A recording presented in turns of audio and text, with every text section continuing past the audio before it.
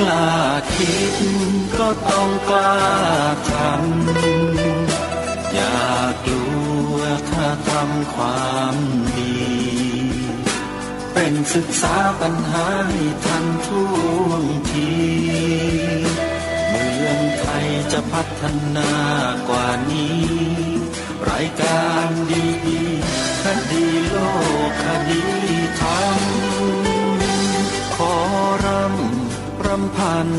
บรรยายความคิดเครื่องหมายแห่งสีทั้งสามงามถนัด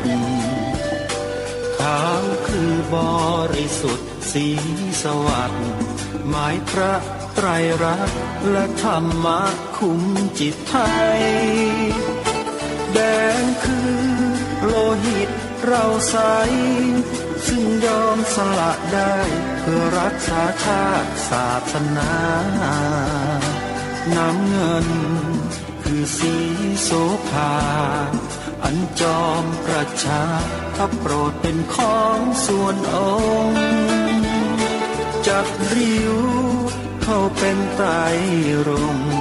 ยิ่งเป็นสีธงที่รักแห่งเราชาวไทยทหารอวตารนำไปยงยุทธวิชัยวิชิตก็ชูเกียรติสยามประเทศไทยที่เจริญมั่นคงมาได้จนถึงทุกวันนี้มิได้เกิดขึ้นจากความหวาดกลัวอย่างคลาดเขลาแต่บรรพบุรุษไทยของเราทุกยุคทุกสมัยล้วนแต่มีความกล้าหาญและชาญฉลาดปกป้องเอกราชสร้างชาติให้เกิดความมั่นคงโดยมีธงแห่งพระไตรรัตน์เป็นเครื่องนำชัยจึงเป็นที่มาที่ไปของรายการคดีโลกคดีธรรมกล้าคิดก็ต้องกล้าทำอย่ากลัวถ้าทำความดีเป็นศึกษาปัญหาให้ทันท่วงทีเมืองไทยจะพัฒนากว่านี้รายการดีๆคดีโลกคดีธรรมรายการดีๆคดีโลกคดีธรรม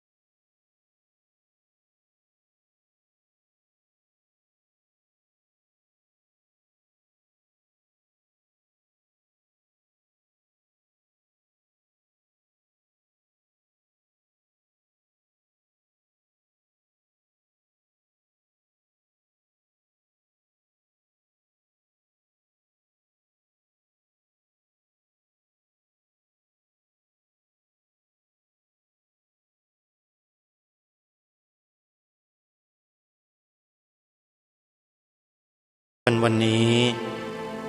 วันขึ้น5 ค่ำเดือน 3วันนี้ตรงกับวันอาทิตย์ที่6 กุมภาพันธ์พระพุทธศักราช2565รายการคดีโลกคดีธรรมมาพบกับท่านผู้ฟังเป็นปกติวันจันทร์ถึงวันศุกร์และวันเสาร์อาทิตย์ทางสถานีวิทยุแห่งนี้ท่านผู้ฟังสามารถดาวน์โหลดแอปพลิเคชันเพื่อติดตามรับฟังรายการนี้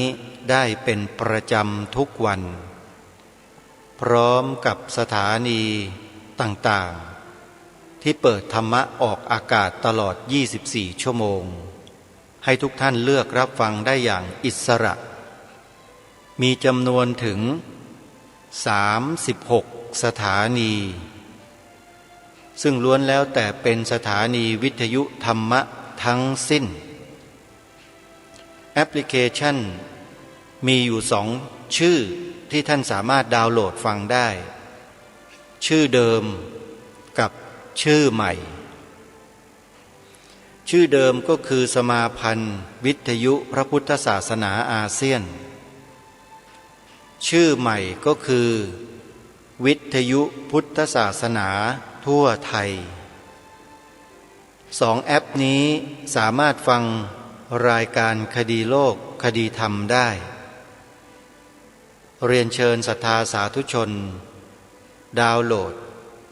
แล้วบอกให้ผู้อื่นได้รับสิ่งที่ดีเหล่านี้โดยพร้อมเพรียงกันใครที่บอกให้ผู้อื่นดาวน์โหลดผู้นั้น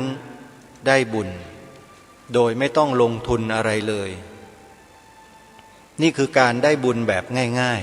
ๆคือการแนะนำบอกให้ผู้อื่นดาวน์โหลดแอปพลิเคชันทั้ง2แอปนี้เพื่อให้ได้ฟังธรรมะศึกษาธรรมะในพระบวรพุทธศาสนาจนเกิดปัญญาความรู้เท่าทันอะไร1เท่าทันจิตใจตนเอง2เท่าทันจิตใจผู้อื่น3เท่าทันสถานการณ์ต่างๆของโลกนี่คือปัญญาสัมมาทิฏฐิในพระบวรพุทธศาสนาใครที่ฟังธรรมบ่อยๆฟังธรรมมากๆคนนั้นก็จะได้ดวงปัญญานี้ไปครอบครองได้อย่างไรสร้างขึ้นด้วยการพิจารณาในข้อธรรมต่างๆเนืองๆทำบ่อยๆทำทุกวันฟังธรรมะทุกวันวันหนึ่งดวงปัญญานี้ก็จะเกิดขึ้นเป็นอานิสงส์ของการฟังที่องค์สมเด็จพระสัมมาสัมพุทธเจ้าตรัสไว้มีอานิสงส์ถึง5ข้อหนึ่งในข้อนั้นก็คือสามารถดับข้อสงสัยลงเสียได้ที่เราเคยสงสัยอะไรต่อไม่อะไรต่างๆนานาสารพัดเนี่ยพอเราฟังธรรมบ่อยๆความสงสัยฉงนสนเท่เรื่องราวต่างๆแม้แต่กระทั่งเรื่องตัวเองมันก็หายไปได้เรียกว่าหายสงสัยบรรเทาความสงสัยลงได้ถึงขนาดว่าตัดความสงสัยได้ก็เช่นเดียวกันตัดได้เหมือนกันถ้าหากว่าผู้นั้นมีจิตเป็นสมาธิมีพลังมีอำนาจหั่นกิเลสในข้อนี้ให้ขาดสะบั้นไปได้สำเร็จเป็นพระโสดาบันทันทีคือตัดความสงสัยลงได้นี่คือเบื้องต้นของการปฏิบัติเพื่อไปสู่แนวทางแห่งอริยชนโดยได้อริยมรรคและอริยผลตามพระธรรมคำสอนที่องค์สมเด็จพระสัมมาสัมพุทธเจ้าตรัสยืนยันเอาไว้เพราะฉะนั้นการที่ทางรายการคดีโลกคดีธรรมบอกว่าท่านใดก็แล้วแต่แนะนำให้ผู้อื่นดาวน์โหลดแอปพลิเคชันสมาพันธ์สื่อวิทยุพระพุทธศาสนาอาเซียนก็ดีแอปพลิเคชันวิทยุพุทธศาสนาทั่วไทยก็ดีท่านนั้นได้บุญจึงเป็นความจริงที่บอกว่าเป็นความจริงก็เนื่องจากว่าผู้ที่เราบอกนั้นน่ะเขาเข้าใจธรรมะที่เราแนะนำให้เขาได้ฟังผ่านแอปพลิเคชันนี้สิ่งใดที่เขายังไม่เคยรู้เขาก็ได้รู้สิ่งใดที่เขายังไม่ได้เคยฟังเขาก็ได้ฟังถึงแม้จะได้ฟังแล้วเมื่อเขาได้ฟังอีก ก็จะทำให้เขานั้นเกิดความเข้าใจในสิ่งนั้นได้และสิ่งสำคัญก็คือเขาผู้นั้นก็จะได้ดวงปัญญาเห็นธรรมในที่สุดตรงนี้แหละที่บอกว่าผู้ใดก็ตามที่แนะนำผู้อื่นให้ดาวน์โหลดได้บุญดังนี้ขออนุโมทนากับญาติโยมพุทธบริษัททุกท่านทุกคนที่ติดตามรับฟังรายการต่างๆของสถานีวิทยุพระพุทธศาสนาต่างๆผ่านแอปพลิเคชันนี้โยมเมื่อเราได้ประโยชน์จากธรรมะที่ครูบาอาจารย์ในแต่ละวัดแต่ละสถานีได้จัดได้ทำได้นำมามอบให้เราแล้วเราก็อย่าลืมครูบาอาจารย์ของเรานะช่วยค่ากระแสไฟฟ้าท่านด้วยนะโยมนะโยมฟังคลื่นไหนให้โยมช่วยทำบุญคลื่นนั้นเดี๋ยวครูบาอาจารย์ท่านก็จะประกาศเบอร์บัญชีเบอร์โทรศัพท์ในรายการเราก็ร่วมทำบุญกับท่านอยู่ที่ไหนเราก็ทำบุญกันได้ง่ายที่สุดในยุคดิจิตอลการทำบุญเดี๋ยวนี้เราไม่จำเป็นที่จะต้องเดินไปที่จังหวัดเชียงใหม่ไม่จำเป็นที่เราจะต้องเดินทางไปทำถึงภาคใต้เราอยู่ภาคกลางเนี่ยเราก็ทำบุญภาคเหนือได้ภาคใต้ได้เราอยู่ภาคเหนือเราก็ทำบุญภาคกลางได้ภาคใต้ภาคตะวันออกตกได้หมดอยู่ภาคไหนๆก็ทำบุญให้แก่กันและกันได้เป็นการเสริมบุญเสริมกุศลให้เกิดมีขึ้นในทุกพื้นที่ของประเทศและเวลาเราทำบุญนั้นก็ไม่จำเป็นที่เราจะต้องทำตามข้อกำหนดอย่างนั้นอย่างนี้ทำตามกำลังของเราแต่ขอให้เราทำกันทุกคนสถานีวิทยุของครูบาอาจารย์ของเราไม่ว่าจะเป็นวัดหนองกายวัดฝายหินวัดศรีอุดมวงศ์วัดป่าจริยธรรมวัดอารามมงคลวัดบ้านปลาคูนวัดป่าบ้านผือวัดสามชุกวัดเขาปรีดีวัดเกาะบกรัตนารามวัดป่าสะพานสองวัดถ้ำผาใหญ่วัดอะไรต่อมิอะไรวัดธรรมปัญญารามบางม่วงเป็นต้นเหล่านี้เราก็ร่วมกันทำวัดละเล็กวัดละน้อยทำกันทุกวัดเบาแรงแต่ทำกันทุกคนเป็นร้อยเป็นพันเป็นหมื่นวัดก็ได้อานิสงส์แห่งการฟังธรรมจากญาติโยมนั้นด้วยนี่คือเหตุและปัจจัยที่อิงอาศัยกันเพื่อทำรงรักษาไว้ซึ่งพระบวรพุทธศาสนาให้เป็นศาสนาประจำชาติไทยของเรานี่ไงแนวการพูดเราก็เสริมใส่คำนี้เข้าไปในระหว่างที่เราพูดได้ทุกเมื่อเลย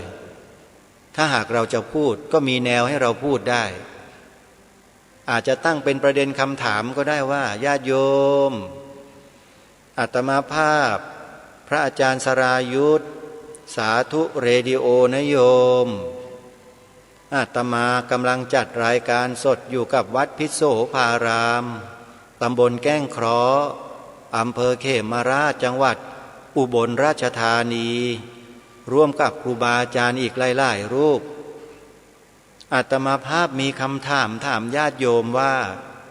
ญาติโยมทราบหรือไม่ว่าประเทศไทยของเราเนี่ยมีศาสนาอะไรเป็นศาสนาประจำชาติอันนี้สาธุเรดิโอที่อำเภออู่ทองสุพรรณบุรีของท่านสรายุทธก็จัดรายการสดกันบ่อยก็ใช้แนววิธีการตั้งคำถามแบบนี้ก็ยังได้ให้ญาติโยมคิดเล่นๆอยู่ในหัวใจแต่ถ้าใครจะตอบมาในรายการด้วยก็ยิ่งดีเป็นการบูรณาการให้ทุกภาคส่วนมีส่วนร่วมกันเนี่ยมันมีแนวทั้งนั้นที่เราจะช่วยกันเผยแพร่สิ่งที่เรียกว่าเป็นความจริงและความถูกต้องของชาติบ้านเมืองของเราในข้อนี้ได้ เราก็ทำกันได้มันเป็นเรื่องที่ไม่ยากเลยถ้าเราช่วยกันทุกๆสถานีทุกท่านทุกคนที่เป็นผู้ฟังนะช่วยกันกล่าวช่วยกันรณรงค์ให้มีการกระตุ้นให้ทุกคนนั้นได้เกิดความสำนึกได้เกิดความรู้สึกร่วมกันยอมรับโดยทั่วไปร่วมกันว่าพระพุทธศาสนาเป็นศาสนาประจำชาติไทยของเราทั้งประเทศก็จะยอมรับทั้งหมดทีนี้เมื่อคนทั้งประเทศยอมรับความจริงและความจริงก็เป็นเช่นนั้นอยู่เนี่ยหากว่ามีคนที่ไม่ยอมรับแหลมออกมาสักคนหนึ่งสมมุติว่าโผล่มาหน้าจอทีวีแล้วก็ถือไมโครโฟนพูดบอกว่าผมไม่เห็นด้วยกับการที่จะบัญญัติไว้ในรัฐธรรมนูญให้ศาสนาพุทธเป็นศาสนาประจำชาติไทยเนี่ยแล้วก็อ้างเหตุผลต่างๆนานาอย่างโน้นอย่างนั้นอย่างนี้เราก็จะได้เห็นไงแล้วก็จะได้รู้เลยว่าไอ้คนนี้มันเป็นใครมันมีแนวความคิดอย่างไรเห็นไหมทั้งประเทศรู้หมดเลยเพราะเราเรียกว่าอะไรรณรงค์ให้ทุกคนเนี่ยได้กล่าวได้พูดได้เผยแพร่ความจริงในข้อนี้กันทั้งหมดทั้งสิ้นแล้วเป็นการสร้างฐานความมั่นคงในใจให้เกิดขึ้นแก่พวกเราชาวพุทธเป็นอันดับแรกเบื้องต้นตามที่รายการคดีโลกคดีธรรมได้แนะนำมาโดยตลอดเห็นไหมประโยชน์มันจะเกิดขึ้นในอนาคตโดยที่ไม่ต้องไปจัดการอะไรทั้งสิ้นใครแหลมโผล่หน้าเข้ามาแล้วก็พูดตรงกันข้ามแล้วก็เป็นเรื่องเลยเห็นไหมเราไม่ต้องไปทำอะไรเลยเนี่ยแค่นี้นี่คือสิ่งที่ทางรายการได้คิดพิจารณามากว่า20 ปีเห็นพวกเราเนี่ยพยายามที่จะออกไปต่อสู้อาตมาภาพด้วยนั่นแหละก็ออกไปด้วยนั่นแหละไม่ประสบความสำเร็จกันสักครั้งหนึ่งก็เลยคิดหากลอุบายวิธีใหม่อะไรเนาะที่จะทำให้สิ่งนี้เป็นความจริงแล้วก็ฝังแน่นอยู่ในสังคมไทยของเราให้ได้ก็นึกถึงคำสอนขององค์สมเด็จพระสัมมาสัมพุทธเจ้าขึ้นมาที่พระองค์ตรัสไว้ในธรรมบทนะโยมมหาปรริญญาทั้งหลายก็คงจะเรียนมาแล้วนะฮะมโนปุพพังขมาธรรมามโนเศรษฐามโนมยาจำได้นะฮะเป็นต้นที่หมายความทำนองนี้ว่าธรรมทั้งหลายทั้งปวงมีใจเป็นใหญ่ใจเป็นประธานสำเร็จแล้วด้วยใจอาตมาภาพก็เลยยึดถือพระธรรมคำสอนของพระพุทธเจ้าในข้อนี้มาวิเคราะห์ในเชิงตรรกะแล้วก็หยิบเอาประเด็นปัญหาเนี้ยขึ้นมาใส่แล้วก็มาผสมปนเปกันดูซิว่ามันเป็นไปได้ไหมสรุปความก็คือใช่ถูกต้องเราจะสร้างความมั่นคงให้เกิดขึ้นกับพระบวรพุทธศาสนาโดยให้เป็นศาสนาประจำชาติไทยของเราตลอดกาลเนี่ยมันต้องเริ่มที่หัวใจของคนก่อนวิธีการก็คือเริ่มตั้งแต่อนุโลมไปจนกระทั่งปฏิโลมอนุโลมคืออย่างไรอนุโลมก็คือใช้กายวาจาให้เป็นประโยชน์ในเบื้องต้นคือฝึกมันก่อนฝึกไปเรื่อยๆเดี๋ยวมันจะเข้าสู่ใจของมันเองฝึกยังไงฝึกกล่าวฝึกพูดฝึกเผยแพร่บอกต่อให้ผู้อื่นกล่าวและพูดคำนี้แหละพระพุทธศาสนาเป็นศาสนาประจำชาติไทยของเราแค่นี้เองอาตมาก็คิดมาตั้ง20 กว่าปีเพิ่งจะตกผลึกใช่ลองดูดิเรากล่าวทุกวันพูดทุกวันสวดมนต์ไหว้พระก็กล่าวก็พูดคำนี้ทุกวันบอกลูกบอกหลานให้ช่วยกันพูดทุกวันบอกเพื่อนบ้านพี่น้องผู้ใต้บังคับบัญชาให้พูดคำนี้ยอมรับคำนี้กันทั้งบ้านทั้งเมืองแล้วลองดูสิว่าใครที่มันแหลมออกมาตรงกันข้ามกับสิ่งเนี้ยมันจะเป็นยังไงล่ะมันอยู่ไม่ได้เห็นไหมล่ะนี่คือโอกาสคือจังหวะคือเวลาที่เราสามารถนำและหยิบฉวยมาใช้ได้แล้วเกิดประโยชน์ต่อประเทศชาติบ้านเมืองของเราต่อพระบวรพุทธศาสนาของเราต่อสถาบันพระมหากษัตริย์ของเรา โดยไม่ต้องออกแรงอะไรเลย ใช้วาจาที่เรานินทาชาวบ้านอยู่เนี่ยยอมขอเวลานินทาตรงนั้นมาพูดกล่าวคำนี้สักนิดนึงเป็นบุญแก่ปากของเราต่างหากด้วยเห็นไหมได้ประโยชน์ต่อส่วนรวมได้อีกด้วยเนี่ยแค่เนี้ยอาตมาก็คิดแล้วโอ้ใช่ทีนี้เมื่อคิดการออกได้แล้วข้อแรกข้อที่สองข้อที่สามก็ตามมาก็ถามในใจตัวเองว่าเอ๊ะแล้วแค่ข้อเดียวเนี่ยมันจะพอไหมล่ะมันไม่มีหลักฐานอะไรยืนยันเลยเนี่ยถ้าเกิดมีคนเขาตีกลับโต้กลับมาเถียงกลับมาว่าไหนล่ะหลักฐานอยู่ตรงไหนศาสนาพุทธเป็นศาสนาประจำชาติไม่มีบัญญัติไว้รัฐธรรมนูญแล้วมาพูดกันได้ยังไงอะไรล่ะหลักฐานอาตมาก็ต้องทำการศึกษาค้นคว้าวิเคราะห์หาข้อมูลต่อปรากฏว่าเจอหลักฐานทนโทษเต็มบ้านเต็มเมืองไปหมดเลยคืออะไรนะคือธงชาติไทยเรานั่นเองธงชาติไทยเรานี่แหละเป็นหลักฐานยืนยันว่าประเทศไทยเรามีศาสนาพุทธเป็นศาสนาประจำชาติตรงไหนล่ะหลักฐานน่ะหลักฐานก็คือสีขาวในธงชาตินั่นแหละหมายถึงพระพุทธศาสนาเท่านั้นนี่ไงไอ้พวกแขกมันกลัวกันเหลือเกินเนี่ยแขกต่างประเทศอ่ะกลัวมันจะมายึดประเทศเราไม่ได้เพราะเรารณรงค์เรื่องนี้กันอยู่มันกลัวที่สุดเลยมันจึงพยายามให้ไอ้พวกนอมินีของมันเนี่ยมาพูดออกสื่อออกอะไรต่างๆมากมายเลยมาบิดเบือนความหมายพระราชทานธงไตรรงค์หรือธงชาติไทยของเราอย่างต่อเนื่องถึงขนาดทำเป็นหนังสือออกมาโดยหน่วยงานของรัฐใหญ่โตโมโหฬารก็ทำออกมาแล้วตามที่รายการคดีโลกธรรมเคยเสนอจำได้ไหม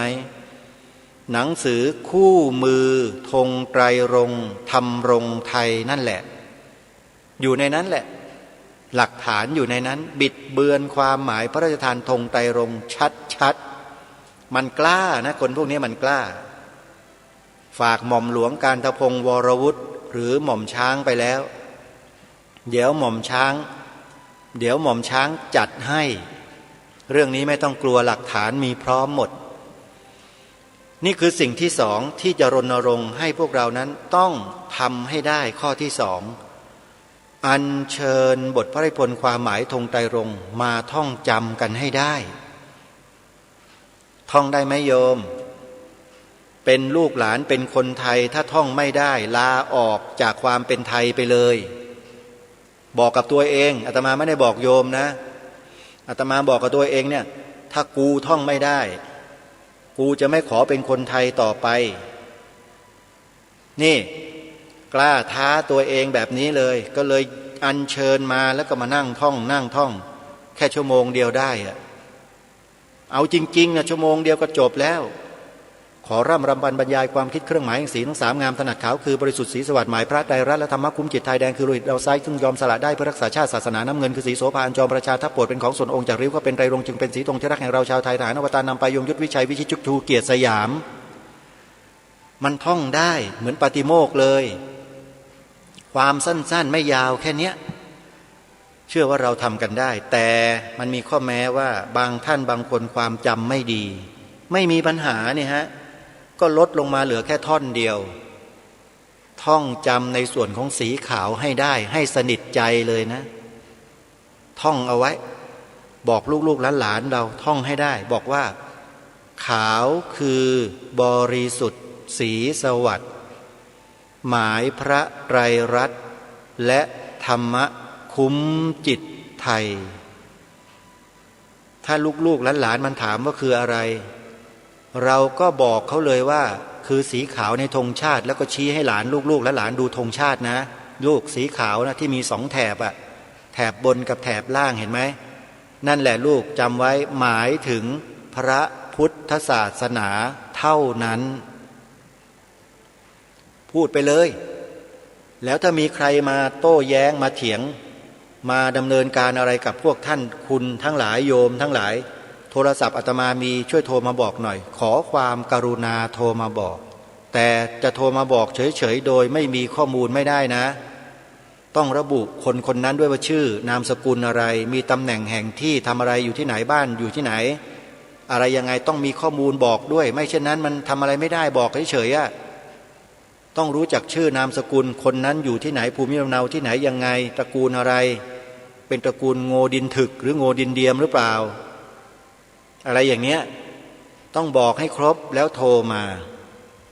094-662-6935โทรมาเลยบอกเลยฮะว่าคนคนนี้เมื่อโยมเมื่อผม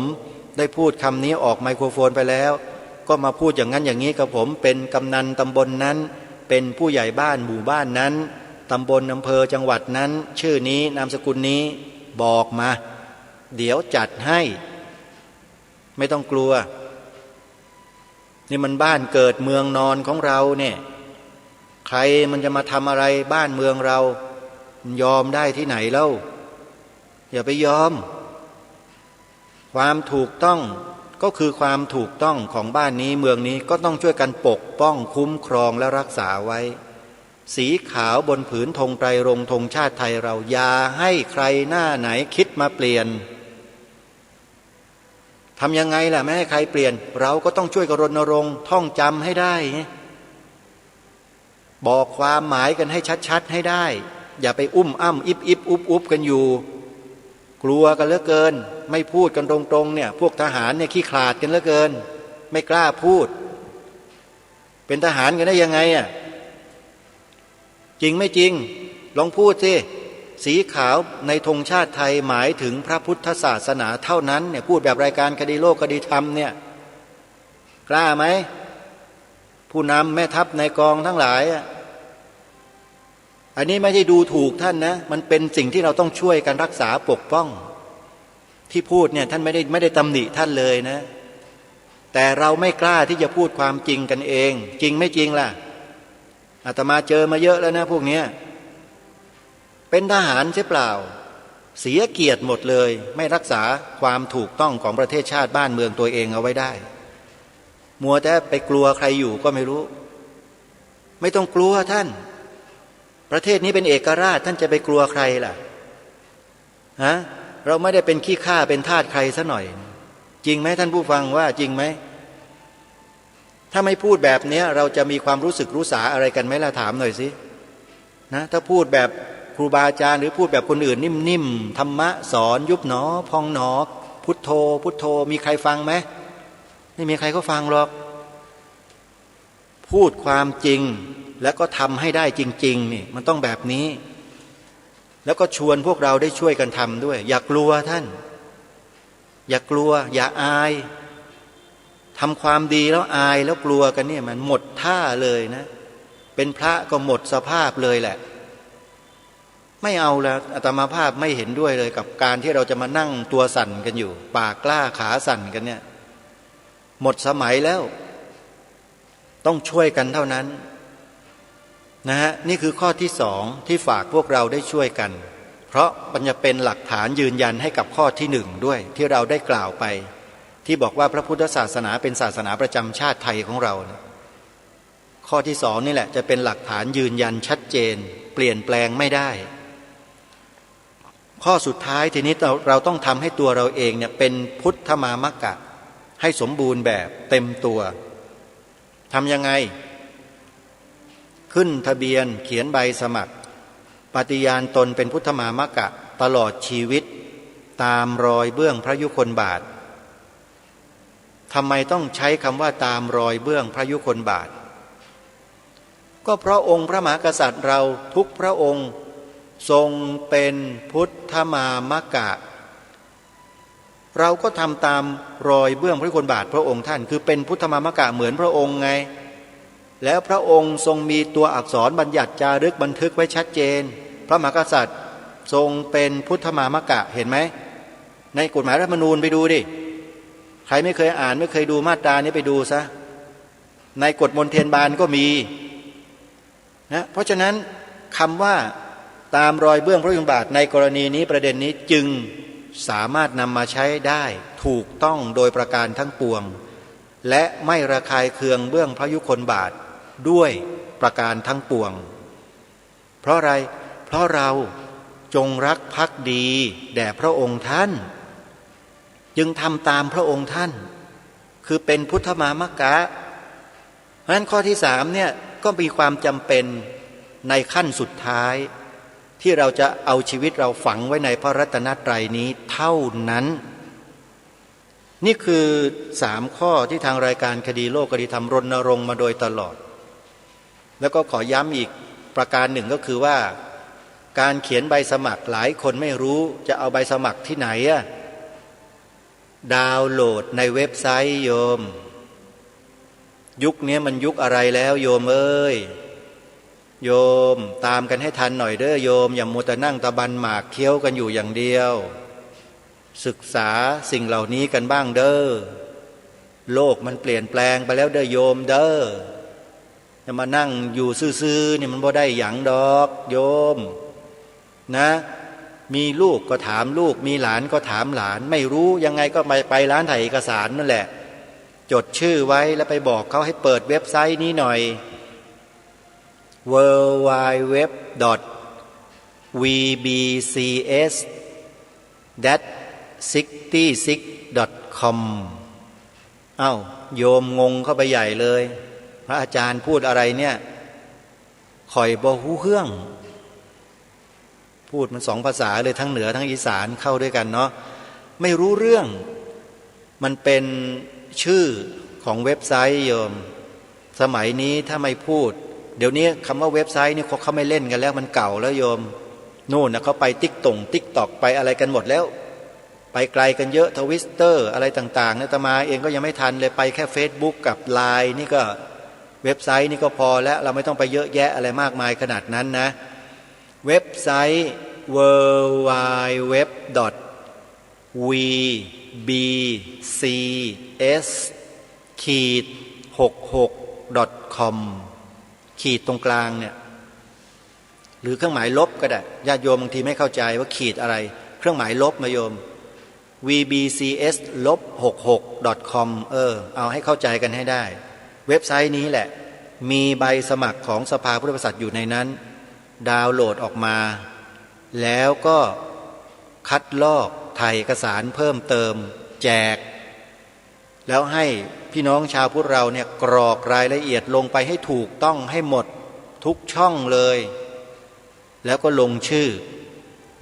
อด้านขวามือนะอยู่ช่องข้างล่างอ่ะข้างซ้ายมือไม่ต้องลงนะมันมีอยู่2ช่องให้ลงชื่อลงให้ถูกนะโยมนะเสร็จแล้วก็แนบสำเนาบัตรประชาชนลงชื่อในสำเนาให้เรียบร้อย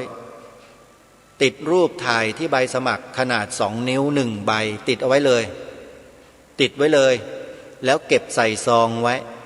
ใส่ในตู้นิรภัยตู้เซฟในตู้เหล็กตู้ไม้อะไรก็แล้วแต่ตู้ไม้นี่ปลวกมันกินนะใส่ตู้เหล็กเอาไว้เก็บไว้อย่างนั้นแหละเดี๋ยวถึงเวลาโยมก็จะได้ใช้เองนะเมื่อมีความพร้อมมาถึงอะไรต่างๆมันเข้ารูปเข้ารอยแล้วเนี่ยวันนั้นจะมา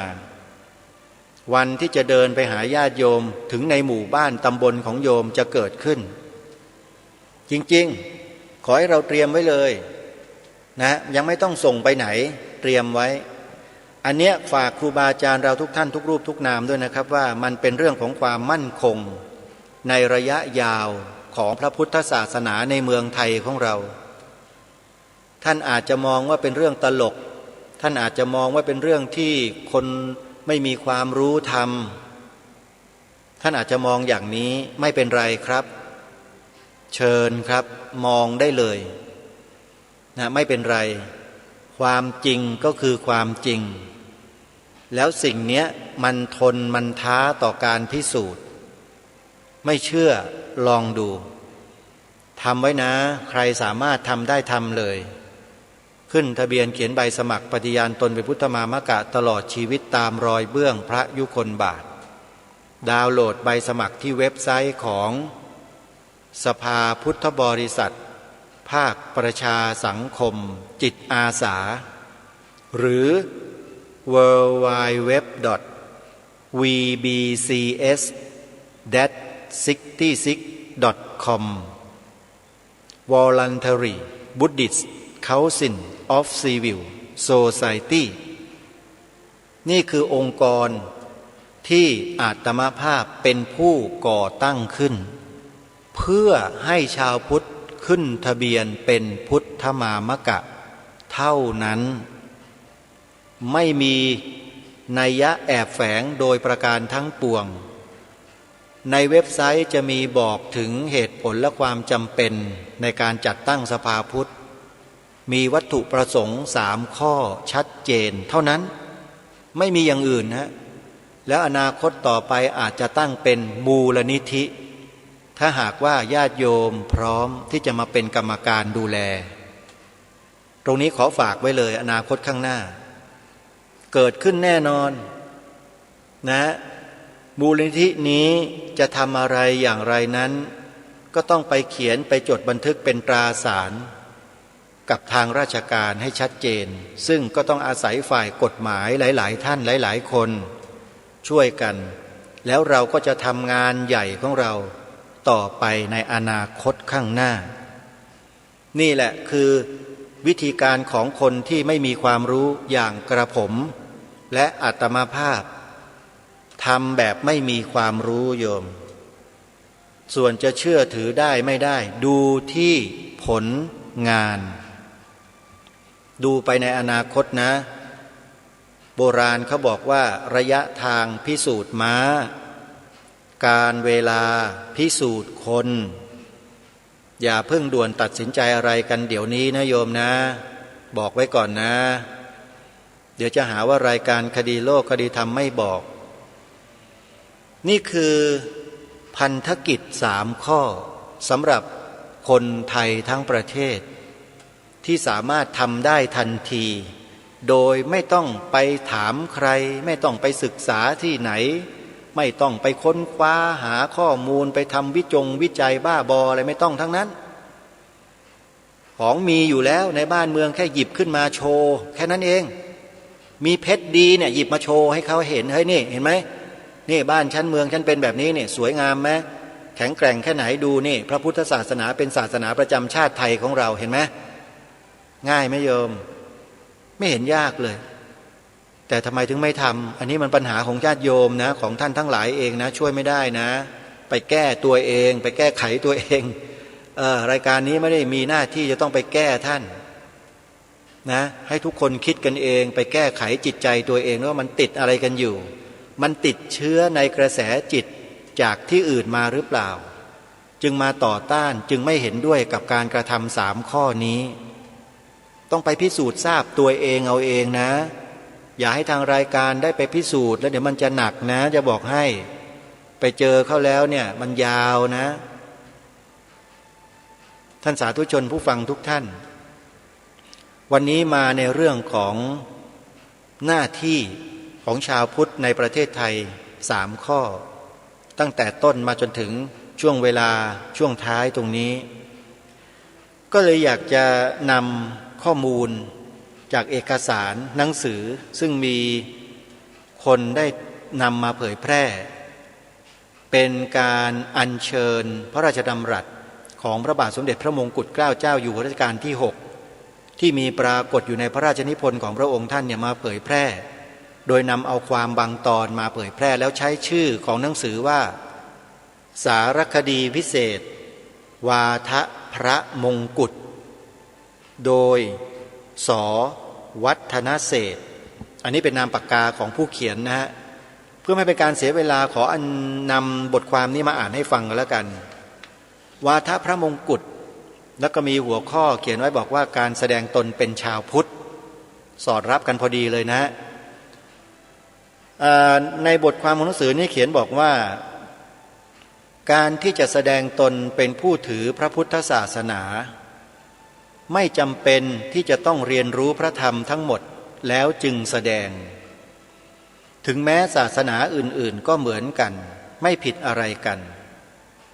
ถึงแม้จะขีดเส้นลงไปว่าต้องจำเพาะแต่ผู้ที่รอบรู้ในธรรมแห่งศาสนาโดยบริบูรณ์ทุกๆข้อแล้วจึงจะนับว่าเป็นผู้ถือศาสนานั้นได้ ฉะนี้แล้วคนในโลกนี้ก็เห็นจะไม่ได้ถือศาสนาอะไรสักกี่คนเป็นแน่ลองนึกดูบ้างทีหรือว่าถ้าคนเราจะต้องเรียนจนรู้จบวิชายุทธศาสตร์เสียก่อนจึงจะเรียกตัวว่าเป็นทหารได้ฉะนี้แล้วจะได้มีคนเรียกตัวว่าทหารได้สักกี่คนข้อนี้อุปมาฉันใดในส่วนศาสนาก็อุปไมยฉันนั้นข้อสำคัญในส่วนศาสนาก็มีอยู่เพียงว่าต้องแสดงตนให้ปรากฏว่ามีความเลื่อมใสและเต็มใจที่จะปฏิบัติตามคำสั่งสอนของศาสนานั่นแหละเป็นที่ตั้งเมื่อใครได้แสดงตนเช่นนี้แล้วถึงจะรู้ธรรมะมากน้อยเท่าใดก็คงเป็นอันว่านับถือศาสนาได้แล้วแต่พระพุทธเจ้าของเราก็ย่อมทรงรู้สึกอยู่ว่าเป็นธรรมดาคนเราต้องการเครื่องยึดถือเป็นที่พึ่งจึงทรงสอนว่าถ้าเมื่อใดต้องการที่พึ่งก็ให้ระลึกถึงพระรัตนตรัยคือพระพุทธพระธรรมพระสงฆ์เหมือนนักรบที่จะออกไปรบระลึกถึงและเพ่งดูธงชัยเฉลิมพลฉะนั้นแท้จริงธงชัยเฉลิมพลนั้นคืออะไรก็คือผ้าผืนหนึ่งซึ่งผูกปลายไม้เท่านั้นผ้านั้นจะมีอำนาจคุ้มเกรงทหารให้พ้นภัยไม่ให้เจ็บไม่ให้ตายอย่างไรได้แต่เราผู้เป็นนักรบย่อมเข้าใจกันอยู่ดีว่าธงชัยนั้นเป็นเครื่องหมายแห่งกำลังของเราเป็นเครื่องหมายแห่งความตั้งใจของเราที่จะต่อสู้ชิงชัยแก่ข้าศึกเพื่อรักษาเกียรติยศและความเป็นไทยแห่งชาติของเราเป็นเครื่องเตือนใจมิให้เราเผลอตัวลืมหน้าที่ของเราผู้เป็นนักรบดังนี้ธงชัยจึงเป็นสิ่งสำคัญอันจำเป็นต้องมีในกองทัพใครที่เรียกธงของเราว่าผ้าขี้ริ้วผูกปลายไม้เราเข้าใจว่าเป็นคนที่โง่ไม่รู้จักหัวใจนักรบไม่รู้จักความรักชาติบ้านเมืองอันแท้จริงธงชัยเป็นเครื่องหมายแห่งหัวใจนักรบจึงเป็นเครื่องเคารพรักใคร่ของนักรบดังนี้ฉันใดพระรัตนตรัยก็เป็นเครื่องหมายแห่งพระพุทธศาสนาเป็นเครื่องเคารพรักใคร่ของพุทธศาสนิกชนฉันนั้นเทศนาเสือป่าแสดงเมื่อ13 กันยายนพระพุทธศักราช2457เป็นอย่างไรบ้างท่านผู้ฟังหลังจากฟังรายการคดีโลกคดีธรรมมาได้ช่วงหนึ่งแล้วอาตมาภาพก็ได้นำบทความในหนังสือสารคดีพิเศษวาทะพระมงกุฎซึ่งส.วัฒนเศรษฐ์ได้อัญเชิญความตอนหนึ่งในบทพระราชนิพนธ์เทศนาเสือป่าของพระบาทสมเด็จพระมงกุฎเกล้าเจ้าอยู่หัวมาถ่ายทอดมาเผยแพร่มีความรู้สึกอย่างไรบ้างเมื่อฟังพระองค์ท่านตรัสชัดๆแบบนี้แล้ว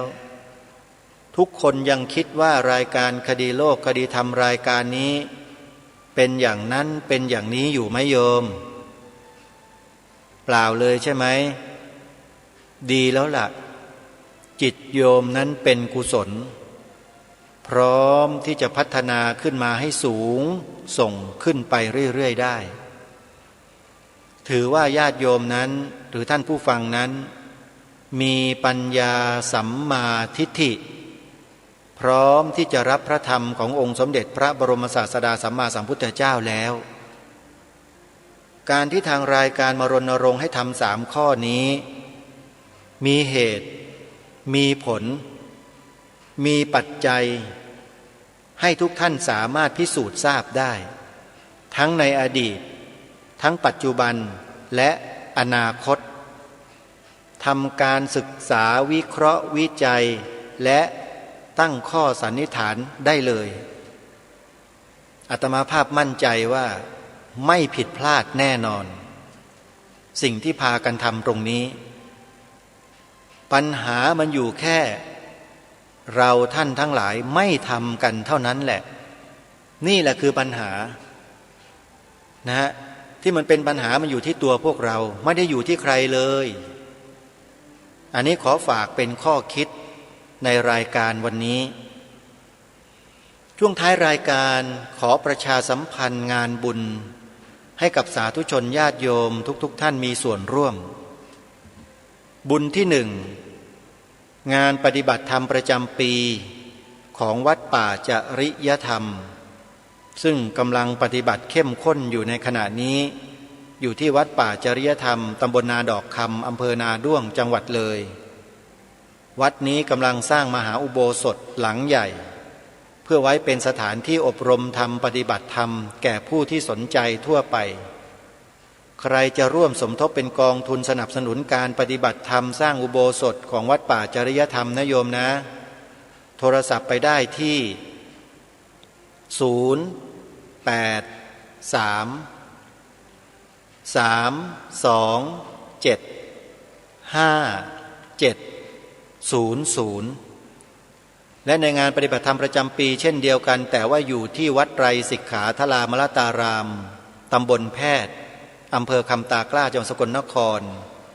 ซึ่งอาตมาภาพได้มาบรรยายได้มาเทศเมื่อคืนวันที่4ไปแล้วมีญาติโยมมามากพอสมควรทีเดียว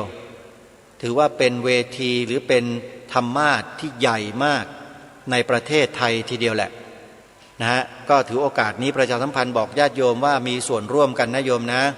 ใครจะทำบุญสนับสนุนค่าอาหารน้ำปานะ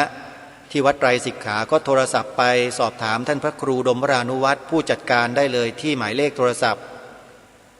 088904968และข่าวสุดท้ายการทำบุญทอดผ้าป่าสร้างถนนทางเข้าสวนป่าสามัคคีธรรมซึ่งจะจัดทอดในวันมาฆบูชาตรงกับวันพุธที่16กุมภาพันธ์ศกนี้ท่านใดจะร่วมทำบุญทอดผ้าป่าสร้างถนนท่านสามารถทำบุญทอดผ้าป่าออนไลน์ได้เลยโดยการโอนปัจจัยเข้ามาที่บัญชีธนาคารไทยพาณิชย์สาขาบางลำพูเลขบัญชี11421949897ขออนุโมทนาสาธุกับทุกท่านทุกคนที่ติดตามรับฟังรายการคดีโลกคดีธรรมมาโดยตลอดในวันพรุ่งนี้รายการคดีโลกคดีธรรมมีเนื้อหาสาระให้ทุกท่านได้ติดตามรับฟังเช่นเคยส่วนจะเป็นเรื่องใดอย่างไรนั้นก็คงจะหนีไม่พ้นเรื่องการทำหน้าที่ของเราชาวพุทธและก็จะได้อัญเชิญวาทะพระมงกุฎในช่วงต่อไปเนี่ยมาอ่านให้ฟังซึ่งมีอยู่อีกเป็นจำนวนพอสมควรทีเดียวเดี๋ยววันพรุ่งนี้เรามาติดตามรับฟังกันสำหรับวันนี้เวลาของรายการหมดลงแล้วอาตมาภาพต้องขอสมมุติยุติรายการไว้แต่เพียงเท่านี้ไว้พบกันใหม่ในวันต่อไปขอความสุขความสวัสดีในธรรมแห่งองค์สมเด็จพระบรมศาสดาสัมมาสัมพุทธเจ้าจงปรากฏเกิดมีขึ้นในจิตใจของท่านผู้ฟังทุกท่านทุกคนเทอญขอเจริญพร